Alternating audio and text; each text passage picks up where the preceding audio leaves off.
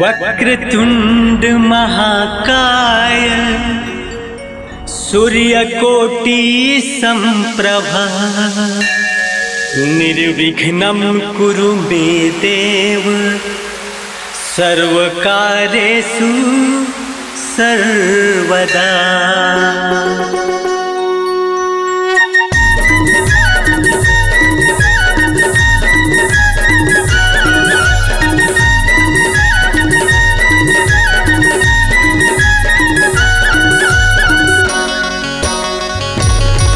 जय हो गौरी के लाला गणराज भरे सभा माया जाबे जी। जय हो गौरी के लाला गणराज भरे सभा माया जाबे जी।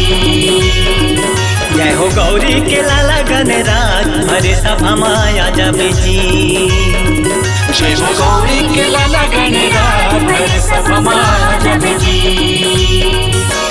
छोटे छोटे लइका मन तोला गोहरावन, छोटे छोटे लइका मन तोला गोहरावन, आके टहलाज बचा जाबे जी भरे सभा माया जाबे जी। जय हो गौरी के लाला गणराज भरे सभा माया जाबे जी। जय हो गौरी के लाला गणराज भरे सभा माया जाबे जी।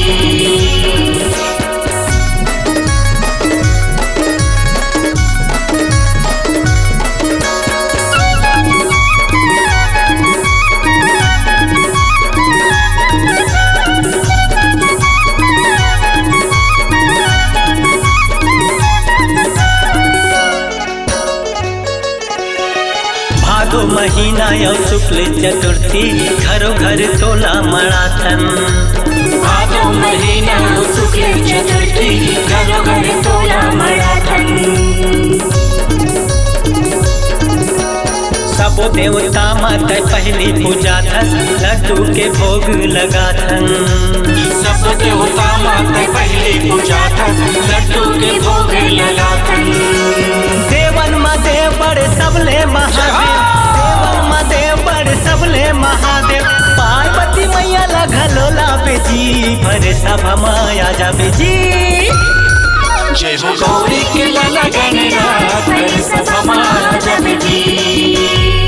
जय हो गौरी के लाला गणराज भरे सभा माया जाबे जी।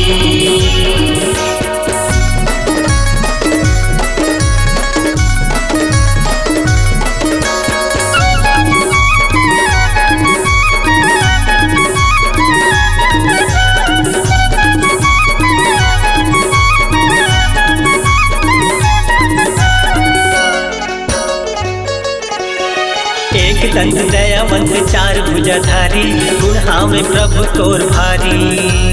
एक दंत दयावंत चार भुजाधारी, गुणहां में प्रभु तोर भारी। रिद्धि सिद्धि के दयावर देवैया, मुसवाहावे तोर सवारी।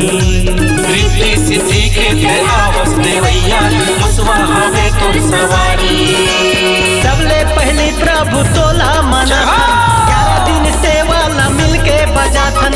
अगले बरस जल दिया बेजी भरे सभा माया जाबे जी।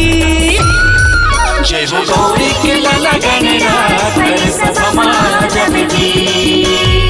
जय हो गौरी के लाला गणराज भरे सभा माया जाबे जी। छोटे छोटे लइका मन तोला गोहरावन, छोटे छोटे लइका मन तोला गोहरावन, आके टहलाज बचा जाबे जी भरे सभा माया जाबे जी। जय हो गौरी के लाला गणराज भरे सभा माया जाबे जी। जय हो गौरी के लाला गणराज भरे सभा माया जाबे जी। जय हो गौरी के लाला गणराज भरे सभा माया जाबे जी। जय हो गौरी के लाला गणराज भरे सभा माया जाबे जी। जय हो गौरी के लाला गणराज भरे